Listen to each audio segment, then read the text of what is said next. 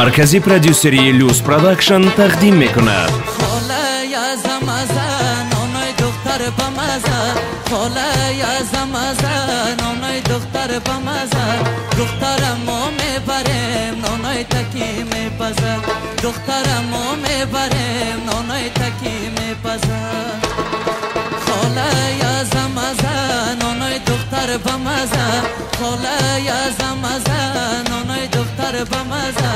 دخترمو میبریم نانای تکی میپزه دخترمو میبریم نانای تکی میپزه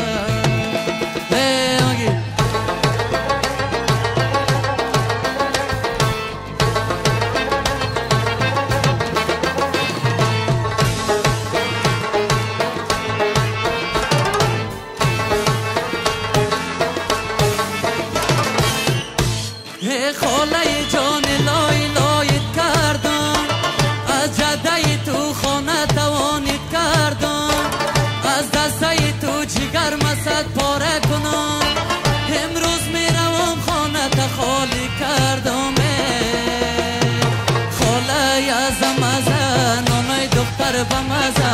خاله از مزه نانای دختر بمزه دخترمو میبریم نانای تکی میپزه دخترمو میبریم نانای تکی میپزه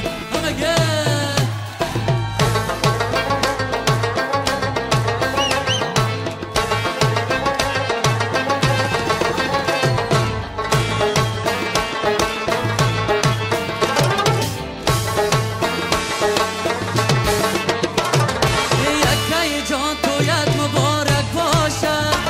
در روز تویت گلا قطارک باشد خود گفته بودی که یار خوش کرده گیران با مو یارکی خوش کردت مبارک باشد